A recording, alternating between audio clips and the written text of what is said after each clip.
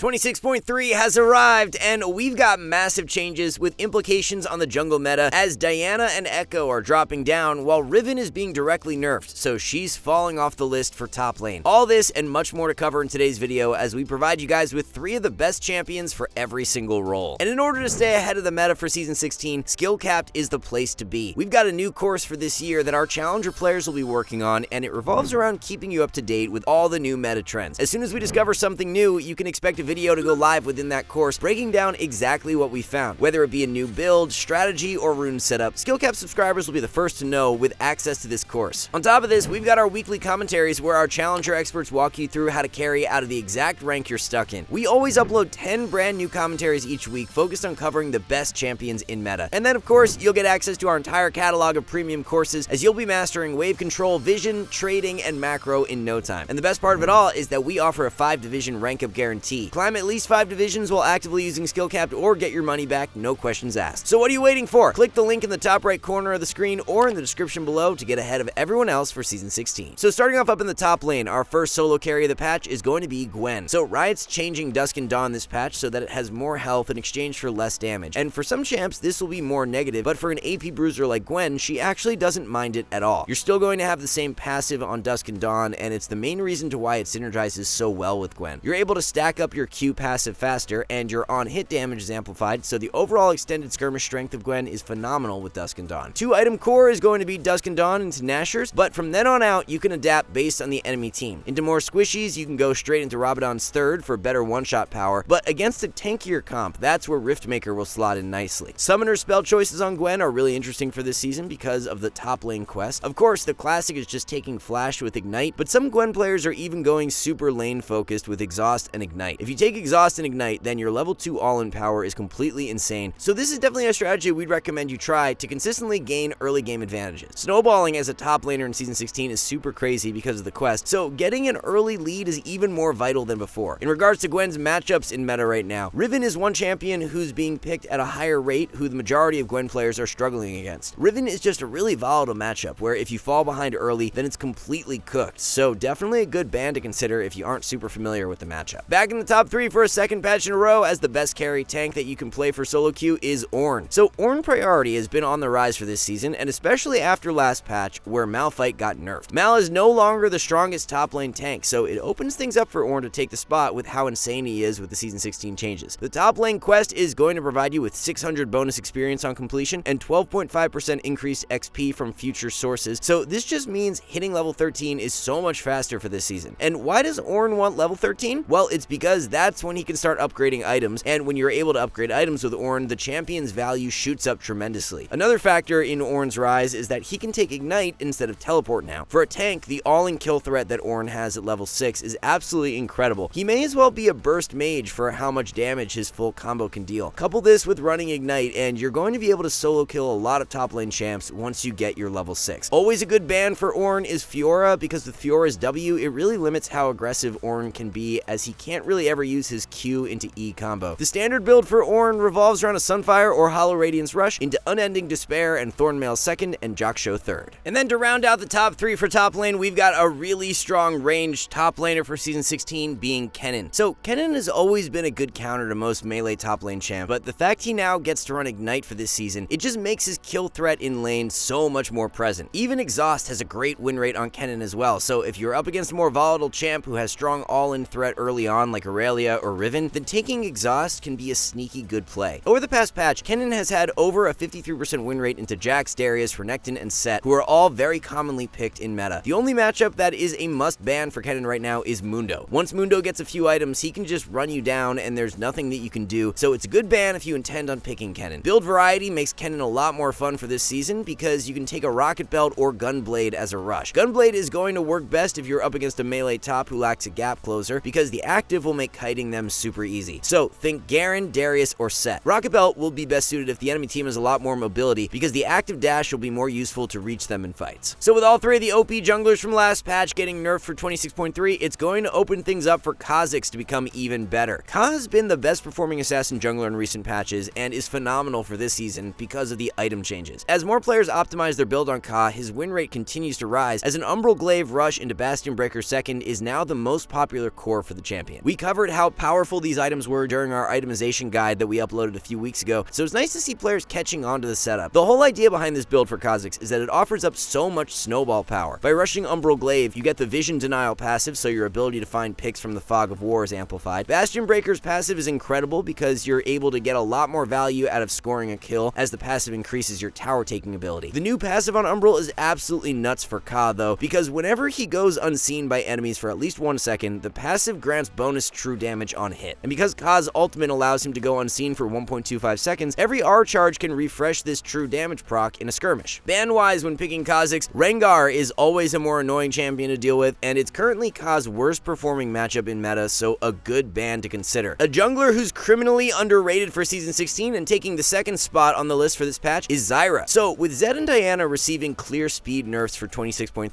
Zyra may very well have the fastest clear for any jungler, clocking in at around 2 minutes and 30 seconds. Being the jungler with the fastest clear speed just opens up so many more windows of opportunity for you in Season 16. Since Scuttle spawns in at 2 minutes and 55 seconds, the majority of junglers don't have a window before this spawn where they can gank. Zyra has this luxury though, so she can either gank or look to invade the enemy jungler and try to poke them out as they are finishing their last camp. Your build on Zyra is going to consist of a Liandry's Rush into Rylai's or Shadowflame's second, and Zanya's or Rabadon's third. Shadowflame is best into very squishy enemy comps, while Rylai's is most optimal if the enemy team lacks a ton of gap closers, so you can kite them around really easy. Assassins who have easy access onto you in fights are who Zyra is going to struggle against the most, so banning out Rengar is never a bad idea. So with Diana, Volibear, and Echo all nerfed for this patch, it's going to open things up for a more niche pick like Fiddlesticks to gain in relative power. Fiddle has been a really high win rate jungler to start the season, but has just been overshadowed by how broken the Dusk and Dawn users have been. Ganking in Season 16 has become a lot harder for most junglers due to the Phaelite wards, but Fiddle is an exception. Because his R allows him to traverse over walls, he's able to avoid the Phaelite wards in most cases. The Phaelite ward in the Island Brush in both top and bot is the one you really want to avoid, and Fiddle can do a great job of that by looping around and then using his R over the walls. Fiddle was always a jungler who was more vulnerable to an early game invade, but with junglers staying extremely healthy for this season, it's made invading way more risky and gives Fiddle the freedom to power through a full clear and hit his level 6 as fast as possible in each game. The best core build to take on Fiddle consists of a Rocket Belt Rush into Shadowflame second and Zanya's third. For your ban when picking Fiddle, it's often best used on a meta peel support who's going to nullify your teamfight strength, so Lulu or Melio are two good options in meta. Rising in popularity over the past few patches, and the best solo queue mid lane assassin that you can play is Naafiri. Some of the matchup data coming out of Naafiri right now is just mind-blowing, as she's had over a 57% win rate against Sylas, 58% into LeBlanc, and even 53% into Akali, and those three champs are a few of the most annoying mid laners that you run into. The only champion in meta that the majority of Naafiri players struggle against is Yasuo, and with Yasuo being a highly picked champion in meta, he's a great ban choice. Yasuo's shield from passive, wind wall, and mobility from E just make it so that landing Naafiri Q becomes almost impossible in skirmishes, and if you can't land Q consistently, then you aren't going to beat Yasuo. There's even a new build going around for this season where you're playing a Ghostblade Rush into Zeke's Convergence second and Black Cleaver third. So the Ghostblade into Zeke's is all about being able to find an opponent caught out with your R and then not allowing them to escape. The movement speed from Ghostblade combined with the slow from Zeke's gives Naafiri immense sticking power. Zeke's was also changed this season so that it now provides 15 ability haste for your R cooldown, so that's the reason it's being picked up on Naafiri. So you're playing this more skirmishing bruiser style of Naafiri with this setup, but by no means is lethality any weaker. If you still want to run lethality because you're playing into a super squishy enemy comp, then you should definitely do so. This bruiser build just has a really high win rate now, so it's a fun new setup to try if you want to spice things up. The rune page is always going to consist of Hail of Blades, and then you'll grab inspiration for secondaries. One of the most OP mid lane champs in the game for Season 16 who's not even being fully optimized by most players is Kassadin. Our challenger mid laner Shori is a huge advocate of this new double tier Kassadin setup, and he made a video talking about it on our website last week. Basically, the TLDR is that by going Archangels and Winter's Approach, you're able to become incredibly tanky while still being able to dish out considerable DPS, so it's the best of both worlds. You're a pseudo tank with a 1.5 second cooldown blink, so actually killing Kassadin in late game fights is really difficult. The upgrade to Winter's Approach, called Fimbulwinter, is going to convert 15% of your bonus mana into health. This means on 4 items you're able to get over 1,000 health from the item. And let's not forget the second passive on Fimbulwinter will be providing you with a shield whenever you slow an enemy with your E, so the durability is through the roof. Very important to note is that when running this build to go Rod of Ages into Archangel's second, then Malignant's third, and Winter's Approach fourth. The reason you go Archangel's second is because in order for you to buy a second tier, you need your Archangels fully upgraded into Seraph's Embrace. Once you have Seraph's Embrace, you should be looking to reset as soon as possible and purchase that second tier to get it stacking. Once your second tier is in your inventory, build towards Malignance and then Winter's Approach. AD Assassins are the only champions you have to really worry about when picking Kassadin, so banning out Zed is good value as he's the most played AD Assassin in meta. And then rounding out the top 3 for mid lane is going to be Twisted Fate. So if you can play a good Twisted Fate in Season 16, then he has so much more power than in previous seasons. You get rewarded way more for playing the side lane due to all the tower plates and the removal of Otacon, so if you have a good understanding of mid-game macro, then you can run away with games on TF. Where most players mess up when splitting is they choose to push up too far when their team is not on the map. Splitting doesn't mean that you're always just hard pushing out a lane. If your team is not on the map and they're coming off a reset, then you need to make sure you chill and don't push up too far. Once they get back on the map, that's when pressuring is more optimal, because if the enemy team ends up sending multiple members to try and stop you, then your team can counter across the map. Matchup wise for Twisted Fate, he wants to avoid playing into assassins, and Fizz is one of his harder lanes just because landing your stun is nearly impossible if Fizz times his E correctly. The standard core build for Twisted Fate consists of a Rod of Ages Rush into Lichbane second and Rapid Fire Cannon third. There aren't any significant direct changes to bot lane for this patch, so in terms of the ADC meta, Jinx will remain a really powerful pick. That late game fantasy that Jinx has always had has been amplified even more for this season, with crit damage going up and having access to an additional item slot. If you can reach 3 items on Jinx, then she's even more insane than she was before, and we're not even sure she's being fully optimized yet either. Both Stormrazor and Hex Optics C44 are performing really well on Jinx, but not many players are taking the items. Although a much lower sample size, so the win rate is definitely skewed, Stormrazor is winning 2% more than Yuntal on Jinx, and both items have very similar build paths, so it will be interesting to see if Stormrazor becomes more popular in the coming patches. That 45% movement speed proc for 1.5 seconds that you get from the Stormrazor passive is just so great to have on an ADC like Jinx who lacks a gap closer. So technically, you can build 3 different rush items right now and succeed with Jinx, as Yuntal, Kraken, and Stormrazor are performing at near identical levels. The general rule has always been that if you have 1300 gold on your first base, then you should go towards Yuntal, but if you don't and want max power for lane, then you stack long swords and build into Kraken. If you're going for the Kraken build, then PD second and Infinity Edge third works best. Stacking more attack speed with Kraken makes sense because then you'll be able to get more Kraken passive procs off in fights. If you're going for Yuntal or Stormrazor though, then go right into Infinity Edge second and either Hurricane or Hex Optics third. With cashback nerf for this patch, it wouldn't surprise us if going back to taking Sorcery secondary becomes the most optimal now. The rune pages had pretty similar win rates in recent patches, so the nerf to cashback should put Sorcery back on top. Back in the top 3 for ADC for a second patch in a row is going to be Neela. So if there's ever a time to learn Neela, then it's definitely right now, because even for Neela's standard, she's in an overly powerful spot. Neela is getting a small nerf for this patch, but in the grand scheme of things, we don't think it will reduce her power by much at all. Neela is one of those ADCs to where if you can play her to her limits, then you have such a gargantuan edge up on your opponent. Due to being a more niche champ, the enemy that you're up against likely doesn't have a whole ton of experience playing into Neela, so if you know your windows, then you can really exploit the enemy's lack of knowledge. Some of these matchup win rates are just absurd right now, as Neela has been winning over 57% of the time into Kai'Sa, Samira, Ezreal, and Twitch. Neela's W is just one of the most broken basic abilities in the game due to the fact that you can block the enemy's autos for a whole 2.25 seconds, so the all-in power at level 6 is super insane, especially if you are paired up with a melee engaged support. Standard build for Neela is going to consist of the Collector as a rush into Infinity Edge second and Lord Doms or Immortal Shield Bow third. Don't worry about banning a specific ADC when picking Neela, instead banning a meta range support who has good early game poke power like Nami or Karma is good value. And then for our third solo carry ADC of the patch, we rounded out with Twitch. Something that should actually lead to the win rate of Twitch increasing a bit for this patch are the nerfs to cashback and triple tonic. Most ADCs have been running cashback in recent patches, but very few Twitch players took Inspiration secondary. New season has been quite good for Twitch because more access to gold is amazing for an ADC who's heavily reliant on items. Completing at least 2 core items is really important for Twitch to be most impactful, and his Fiend Hunter spike is a big one so that he can begin assassinating squishies in the mid game. For your rush on Twitch, it's either Yuntal or the Collector depending on the game. Yuntal if you have 1300 gold on your first base, otherwise go towards the Collector. Fiend Hunter will be slotted in second and then Infinity Edge is third. Since early lane is not where Twitch is at his best, banning out a meta support who is more lane dominant like Karma or Nami is good value. So one of the only OP tier picks from last patch who is not nerfed in 26.3 is Sona. Braum has been nerfed, but Sona is being left untouched, so in terms of relative power in the support meta, Sona is going to be a cut above all else. The thing with Sona in Season 16 is that she becomes this massive heal bot on 2 items. Echoes of Helia into Whispering Circlet has turned Sona into a win condition in and of herself. Echoes of Helia provides bonus healing, and so does Whispering Circlet, so in combination with Sona's W, she's able to dish out crazy heals in fights. Whispering Circlet providing all the mana also means that you can spam W out relentlessly without worrying about running low low on mana, which is a huge perk. So get Sona to 2 items and you're going to have a really good chance at winning. Of course, that's easier said than done though, as the early laning can be a bit tricky to manage being a squishy enchanter. To try and get past lane a little easier, always banning out whichever engaged support is most picked in meta is a good idea. So right now, Nautilus or Leona are the most optimal options. So even with the nerfs to Braum for this patch, we still think he's going to remain a top tier solo queue support, so he's back in the top 3. Braum is just ridiculous for this season because his skirmish power has been amplified by the release of Bandle Pipes. Bandle Pipes got nerfed last patch, but it's quite literally still winning 3% more than Locket as a rush, so there's no doubt that Bandle Pipes is still a must buy on Braum. Something that's really underrated about Bandle Pipes as well is that the 20 movement speed that you get when slowing an opponent with Q can be massive for you to get in range and land that one extra auto attack. Sometimes that one auto is such a big difference maker in whether you proc Braum's stun or not. So with Braum E, Solstice Slay, and Bandle Pipes offering up movement speed, your ability to close the gap and get a few auto procs off yourself is amazing. The fact that Bandle Pipes attack speed amp does not have a cooldown at all is what's making the item so egregious. If you are in a 5-man skirmish, then you'll be providing your teammates with at least 2,000 gold worth of stats throughout that entire fight. 20% attack speed has a gold value of 500, so with 4 teammates present, that adds up to 2,000 gold total. So the standard core build for Braum consists of a Bandle Pipes rush into Locket second, while Solstice Slay is the item upgrade. Matchup wise for Braum, he's going to have a more difficult time up against double range, so banning out Senna is good value. And then to round out the top 3 for support in 26.3, we've got Nami. So Nami continues to be one of the most powerful solo queue enchanters for this season, as she's got a very high play rate and win rate to start the year. Something really underrated about Nami that's making her even better is the fact that Echoes of Helia is a super powerful second core item for her. We covered this setup in our 26.2 OP builds video, but if you didn't see that, then the reason Echoes of Helia is so much better on Nami for this season is because the heal you get from the item now scales off how much damage you're able to deal. The more damage you deal, the greater heals you will be getting from Echoes of Helia. So with Nami being an enchanter who can actually deal a good chunk of damage in skirmishes, she gets great value out of the item. Nami's synergy with the most popular ADCs is amazing right now too, as she's winning a ton with Kate, Jinx, and Kai'Sa, who are the 3 most played in meta. With Kate and Jinx both being longer ranged, just throwing Nami E down on them provides a really simple but effective trading tool for lane. You're going to want to try and avoid laning into hook supports when playing Nami, as she is more vulnerable to being bursted out if CC'd in lane, so either Nautilus or Thresh are good bans for the current meta. Alright guys, one last thing, our rank up guarantee is insane. It's like signing up for the gym and getting a refund if you don't get ripped. That's how confident we are in SkillCapped. We obsess over making the best guides with top players, rigorous testing, and top tier video editing to make your climb easy. If you're ready to level up, visit SkillCapped.com and see the difference. So that's gonna wrap everything up for the 26.3 edition of the best solo carries. Thank you all so much for watching. We'll see you in the next one.